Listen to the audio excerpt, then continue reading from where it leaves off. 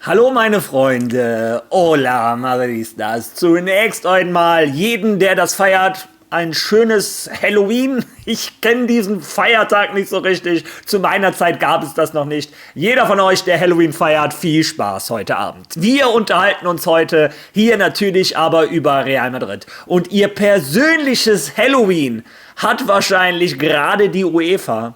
Denn Real Madrid verklagt die UEFA auf 4,5 Milliarden Euro. Milliarden, nicht Millionen.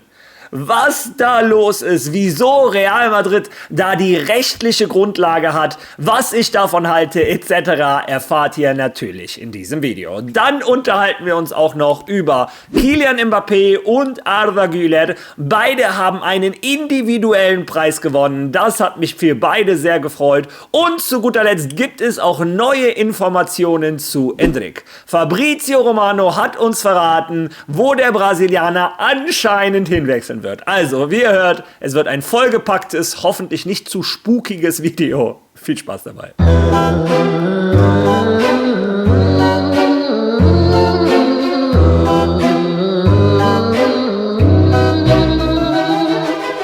Ja, bevor wir in die Themen starten, die ihr eben in der Vorschau gehört habt, wollte ich noch eine Sache klarstellen. Meine letzten 2 Videos gingen um das Thema Vini Junior gegen Xabi Alonso. Und ihr könnt euch vorstellen, in Spanien gibt es kein anderes Thema. Alle Medienhäuser, alle Zeitungen, alle Sendungen etc., Radiosendungen gehen nur um dieses Thema. Und alle warten gespannt heute auf die Pressekonferenz von Xabi Alonso. Es wird mit Sicherheit mindestens 4, 5 Fragen zu diesem Thema geben. Gestern konnte ich euch aber noch nicht sagen, war jetzt ein Xabi Alonso bei der Entschuldigung von Vini Junior anwesend oder nicht. Für mich ist das ein Riesenunterschied. Ich habe euch gesagt, ich tue mir schwer, Journalisten in diesem Punkt zu glauben, weil einige haben gesagt, er war anwesend, andere nicht. Aber jetzt hat sich Mario Cortegana zu dem Thema gemeldet. Wenn der was sagt, dann hat er seine Quellen. Und er sagt, Xabi Alonso war unter den Anwesenden, als Vinicius sich am Mittwoch in Valdebebas entschuldigte.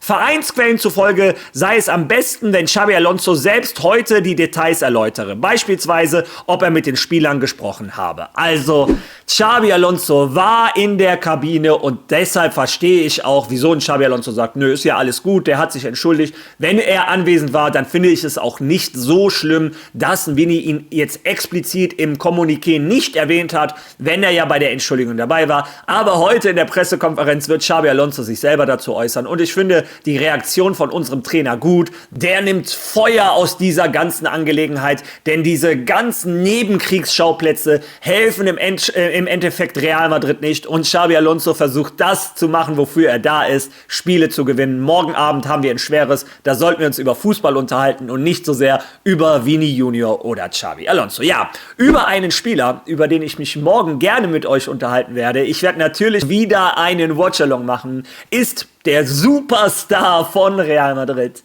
Der Spieler, der nach über 10 Jahren wieder den goldenen Schuh zurück in Santiago Bernabéu gebracht hat. Natürlich Kylian Mbappé. Und Real Madrid lässt sich nicht lumpen. Real Madrid hat ein offizielles Kommuniqué veröffentlicht und da steht: Verleihungszeremonie des Goldenen Schuhs 2024-25 an Kylian Mbappé. Es findet heute am 31. Oktober um 13:30 Uhr in der VIP-Loge des Santiago Bernabéu Stadions statt. Heute, Freitag, den 31. Oktober um 13:30 Uhr findet die Übergabe des Goldenen Schuhs 24-25 an Kylian Mbappé in der Präsidentenloge des Santiago Bernabéu Stadions statt. Live auf Real Madrid TV. Also für die von euch, die Zeit haben, um 13:30 Uhr Real Madrid TV anmachen. Vorher am besten noch die Pressekonferenz von Xabi Alonso anhören. Die wird auch sehr spannend. Danach zur Zeremonie von Kylian Mbappé.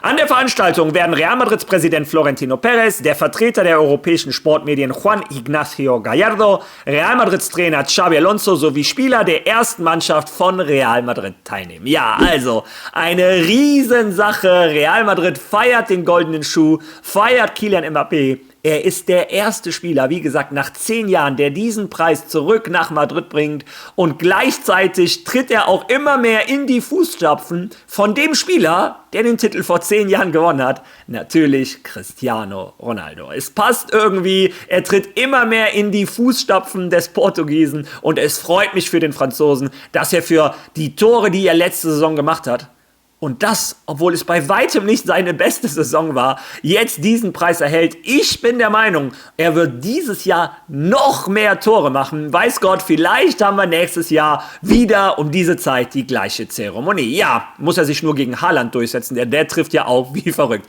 Ja, einer der Gründe dafür, dass Kylian Mbappé so viele Tore hat, ist ein kleiner Zauberer mit einem unglaublichen linken Fuß. Ihr wisst, über wen ich rede. Sein kongenialer Partner Arda Güler. Dieses Duo zerstört gerade die Abwehrreihen in Europa, und es wäre unfair, wenn nur Kylian Mbappé einen Preis erhält, finde ich.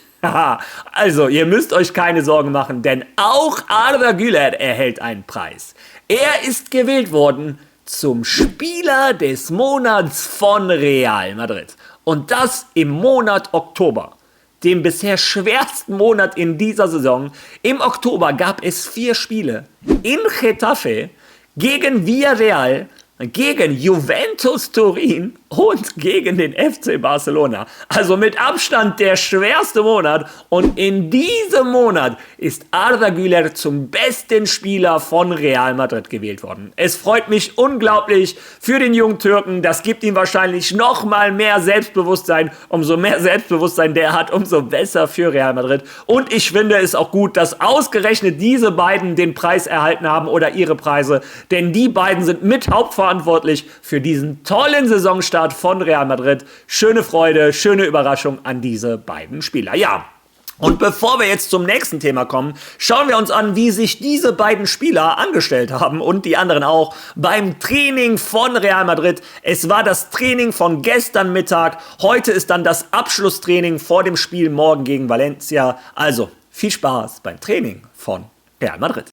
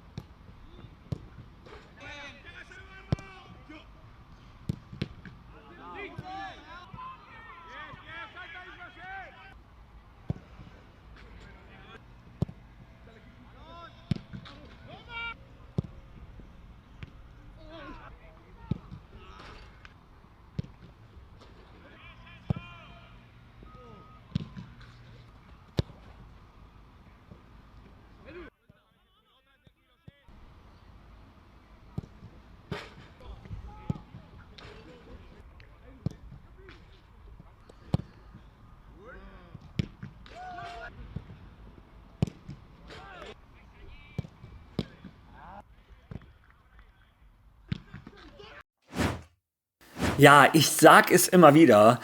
Dieses Jahr macht es so einen Spaß, bei den Trainingseinheiten zuzuschauen. So eine Intensität, so viel Pressing, so viel Power. Also es ist wirklich ein Unterschied wie Tag und Nacht, wenn man die Trainingseinheiten letztes Jahr von Carlo Ancelotti vergleicht mit denen von einem Xabi Alonso. Es kommt natürlich noch dazu, dass Xabi Alonso einfach mittrainiert, als wenn er weiterhin ein Spieler von Real Madrid wäre. Macht mir unglaublich Spaß, da mitzumachen. Ja, einem Spieler, dem das Training wahrscheinlich auch Spaß macht, aber dem die Spieltage nicht so viel Spaß machen, ist der Brasilianer Endrick. Wir alle kennen die Situation des jungen Brasilianers. Er erlebt sein zweites Horrorjahr am Stück bei Real Madrid. Letztes Jahr unter Carlo Ancelotti hat er schon kaum eine Rolle gespielt. Dieses Jahr unter Xabi Alonso hat er bisher noch gar keine Rolle gespielt. 0 Minuten. Wobei man fairerweise auch sagen muss, er war lange verletzt. Und die Spiele nach den Verletzungen waren alle sehr, sehr enge Spiele. Also viele Chancen hatte Xabi Alonso auch ehrlich gesagt nicht, ihn unbedingt reinzubringen. Trotzdem hätte er meiner Meinung nach die ein oder andere Minute verdient. Also versteht mich nicht falsch. Ja, wir wissen aber auch alle, ein Endrick hat sich geeinigt, hat gesagt, okay, ich muss ausgeliehen werden. Ich möchte Ende der Saison zur WM und von der Ersatzbank bei Real Madrid werde ich das nicht schaffen. Wo wechselt der junge Brasilianer hin? Na, gehen wir wohl zur wohl besten Quelle des europäischen Fußballs oder des Fußballs weltweit. Vor allem, wenn es ums Transfers geht. Fabrizio Romano. Aber die exklusive Nachricht des Tages kommt von hier und es ist eine exklusive Nachricht zu Endrick. Denn ich habe euch in den letzten Wochen hier auf dem Kanal erzählt, dass Endrick plant, Real Madrid im Januar Transferfenster zu verlassen. Es handelt sich um einen Transfer, den sie als Leihe planen, also keinen permanenten Transfer, keine Leihe mit Kaufoption, sondern eine reine Leihe. Das ist sehr wichtig. Keine Option, keine Gegenoption, keine Verpflichtung, nichts. Reine Leihe, 6 Monate und dann zurück nach Valdebebas. Endrick möchte Real Madrid nicht dauerhaft verlassen. Endrick kann sich seine Zukunft bei Real Madrid vorstellen, aber er will spielen. Er will spielen, er muss spielen, er hat in dieser Saison noch nie gespielt, bisher 0 Minuten unter Xabi Alonso. Und dann ist da noch die Weltmeisterschaft. Er muss spielen, weil er sich weiterentwickeln will, weil er sehr jung ist, aber auch, weil in ein paar Monaten die Weltmeisterschaft stattfindet und er Teil des Kaders unter Carlo Ancelotti sein möchte. Deshalb habe ich euch im Video von letzter Woche gesagt, behaltet Endrick im Auge, denn Endrick wird ausgeliehen werden. Und heute exklusive Neuigkeiten. Olympique Lyon in Frankreich hat offizielle Gespräche mit Endricks Umfeld über eine Leihe aufgenommen. Die Verhandlungen laufen bereits seit Ende Oktober. Warum? Weil Lyon keine Zeit verlieren will, wollen sie Endrick am 1. Januar in ihrem Kader haben, damit er mit ihnen trainieren kann und sofort einen Einfluss hat. Sie wollen keine Zeit verlieren, das ist der Plan. Es laufen also noch Verhandlungen zwischen Olympique Lyon und den Beratern von Endrick. Ich kann Ihnen noch hinzufügen, dass Endrick einem Wechsel zu Lyon nicht abgeneigt ist. Endrick bittet um etwas Zeit, bevor er entscheidet, okay, ich werde zu diesem Verein gehen. Es wird also nicht heute Abend oder morgen passieren. Endrick wird sich etwas Zeit nehmen, bevor er entscheidet, welcher Verein der beste für ihn ist. Aber Lyon reizt ihn wirklich sehr. Sie haben ihr Projekt vorgestellt und sie sind auf Endricks Seite sehr versucht, sowohl der Spieler als auch die Berater, weil sie einen Stürmer brauchen, weil Endrick bei Olympique Lyon die Spielzeit bekommen kann, die er braucht, da es ein internationaler Verein ist. Und außerdem kann ich euch verraten, dass Endrick schon immer ein großer Fan von Karim Benzema war. Ein wirklich großer Fan. Und natürlich ist Karim Benzema Olympique Lyon und Real Madrid. Und das wäre also eine Gelegenheit. Ja, und als ich das gehört habe, habe ich mich selber hinterfragt, habe mir nochmal die ganzen Statistiken angeguckt und mich selber überrascht, warum bin ich da nicht selber drauf gekommen? Olympique Lyon in Europa auf dem 3. Tabellenplatz mit 3 Siegen und 9 Punkten. In der französischen Liga sind sie zurzeit 5., aber sind nur 2 Punkte hinter dem Tabellenersten Paris Saint-Germain. Brauchen dringend einen neuen Stürmer, ist eine Talentschmiede schon immer gewesen. Also alle Kriterien, die ein Endrick haben wollte, erfüllt dieses Olympique Lyon. Sind eine offensive Mannschaft. Es macht seit Jahren Spaß, denen beim Fußballspielen zuzugucken. Ist eine der größten Mannschaften in Frankreich. Die einzige Kritik, die ich dabei hätte, ist, dass die französische Liga vielleicht nicht die beste ist. Naja, trotz alledem glaube ich, er könnte sehr viele schnell gute Zahlen, gute Statistiken erreichen, was ihm vielleicht hilft, um sich doch noch bei Carlo Ancelotti durchzusetzen und für die Nationalmannschaft nominiert zu werden. Das Wichtigste für uns Madridistas ist das, was ein Fabrizio Romano am Anfang gesagt hat. Es geht sich um eine reine Ausleihe. Keinerlei Optionen, Verpflichtungen, irgendetwas. Ein Endrick möchte seine Zukunft bei Real Madrid. Real Madrid plant auf ihrer Seite auch langfristig mit einem Endrick. Ja, und diese 6 Monate soll er nach Olympique Lyon gehen. Ein Endrick sieht das mit guten Augen. Ein Olympique Lyon, die lecken sich die Finger nach dem jungen Brasilianer. Und ich finde, im Großen und Ganzen würde diese Aktion Sinn ergeben. Es wäre ein Match. Also, und für mich wäre das noch ein Grund mehr, die französische Liga hier und da zu schauen. Würde mich für den jungen Brasilianer freuen. Bin ich gespannt, was eure Meinung dazu ist. Ja, und jetzt kommen wir zu dem Hauptthema dieses Videos. Real Madrid wird die UEFA verklagen auf eine Schadensersatzsumme von 4,5 bis 4,7 Milliarden Euro. Und zwar ist das eine Schadensersatzforderung für die Gelder, die der Super League entgangen sind, dadurch, dass die UEFA eine Monopolstellung hat und Druck ausgeübt hat auf die Spieler, auf die Mannschaften, was sie laut Gesetz nicht hätten machen dürfen. Und das haben inzwischen 2 Gerichte so entschieden. Kommen wir da zunächst einmal zum offiziellen Kommuniqué von Real Madrid.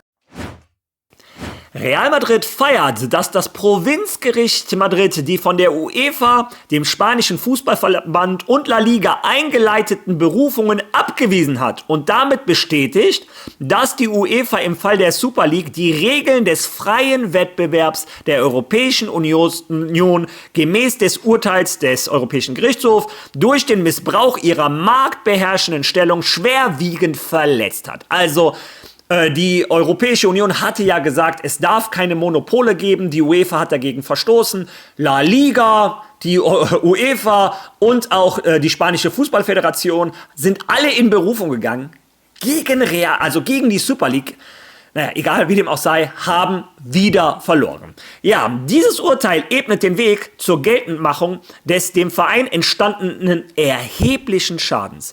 Real Madrid berichtet außerdem, dass man im Laufe des Jahres 2025 zahlreiche Gespräche mit der UEFA geführt habe, um Lösungen zu finden, ohne jedoch eine Zusage hinsichtlicher transparenter Führung, finanzieller Nachhaltigkeit, Schutz der Gesundheit der Fußballer und Verbesserungen des Fanerlebnisses einschließlich kostenloser und weltweit zugänglicher Übertragungsmodelle wie bei der FIFA-Club-Weltmeisterschaft zu erhalten.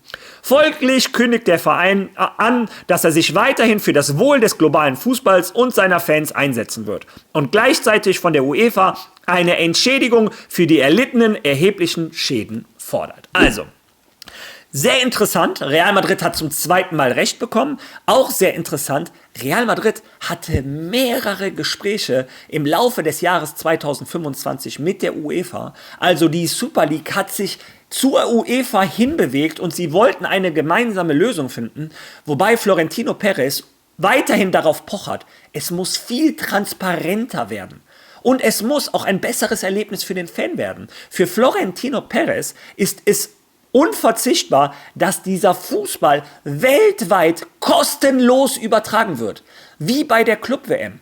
Und ihr könnt euch vorstellen, die UEFA wehrt sich dagegen. Die kriegen genug Geld von The Zone, von Amazon Prime, von Sky, auf der ganzen Welt. Jedes Land hat ja ihre eigenen Provider, der UEFA eine Menge Geld zuschiebt. Und Florentino Perez sagt, nee, das wollen wir nicht. Erstens wollen wir viel mehr Transparenz. Zweitens, wir wollen auch weniger Belastung für die Spieler. Und drittens, wir wollen, dass die Fans weltweit kostenlos Zugriff haben auf die ganzen Spiele. Also, wie gesagt, ich war vorher schon ein Freund der Super League, jetzt bin ich es noch mehr. Ja, ihr habt selber gelesen, Real Madrid hat erheblichen finanziellen Schaden genommen und wird die UEFA anklagen, und zwar in Höhe von 4,5 bis 4,7 Milliarden Euro. Ob Real Madrid dieses Geld je sehen wird, keine Ahnung, ich bin kein Experte, was Gerichte, ich bin kein Anwalt, ich kenne mich da nicht aus, erst recht nicht in den europäischen Gesetzen. Ich glaube, das ist aber auf jeden Fall schon mal ein Schlag vor den Bug für die UEFA. Es ist ein klares Zeichen an die UEFA, setzt euch gefällig an den Tisch und verhandelt mit uns. Wir sind gleichwertige Partner. Was die UEFA nicht machen kann, und das haben jetzt 2 Gerichte entschieden, sie dürfen nicht den Vereinen drohen, das haben sie gemacht, und den Spielern. Es gab Drohungen an die Spieler, dass wenn die bei der Super League teilnehmen, die bei WMs, EMs etc. für ihre Nationalmannschaft nicht spielen können. Oder bei anderen europäischen Wettbewerben, EM etc. Und das ist natürlich absolut verboten. Und die UEFA hat anscheinend die Super League und Real Madrid nicht so richtig ernst genommen. Und ich glaube, wenn sie jetzt ein Anklageschreiben auf dem Schreibtisch haben mit 4,5 oder 4,7 Milliarden Euro, ich glaube, dann vergeht einem Ceferin, einem Al-Khelaifi und vielleicht auch einem Laporta so ein bisschen das Lächeln. Und vielleicht müssen sie, wenn Papa Florentino was sagt, vielleicht doch lieber mal zuhören. Bin ich mal gespannt, ob nicht bald die UEFA bei der Super League betteln kommt. Naja, wie dem auch sei, ich finde das gut, dass Real Madrid da weiter dran zieht. Sollten wir das Geld bekommen, sei es herzlich willkommen. Damit möchte ich aber nicht rechnen. Vielmehr geht es mir darum, ich würde mich freuen, wenn die Super League sich durchsetzt oder wenn es eine Mischung aus Champions League, Super League gibt, wenn sie da eine Lösung finden. Hauptsache, Ich bin auf der Seite von Florentino Perez. Jeder Zuschauer weltweit soll gratis diese Spiele gucken können. Damit bin ich aufgewachsen. Es gibt nichts Schöneres. Heutzutage, wenn du ein Spiel gucken willst, musst du dir 3 Wochen vorher schon Kopfschmerzen machen. Läuft das heute auf Amazon? Läuft das heute auf DAZN? Läuft das auf Sky? Läuft das auf RTL Plus? Was auch immer. Die Champions League der Frauen läuft auf Disney Channel. Ich musste letztens Real Madrid gegen, ich weiß nicht, gegen wen sie gespielt haben, habe ich auf Disney Channel geguckt. Das kann doch nicht euer Ernst sein. Ja, die FIFA Club WM hat gezeigt, dass es auch funktioniert, wenn die weltweit die Spiele gratis übertragen werden. Und vor allem, viele von euch leben in Deutschland, aber es gibt Länder, das habe ich euch schon gesagt, vor allem in Spanien.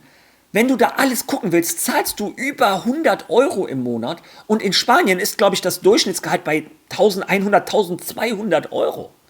Die Leute sollen 10% von ihrem Gehalt zahlen, um Fußball zu gucken. Wo sind wir denn da?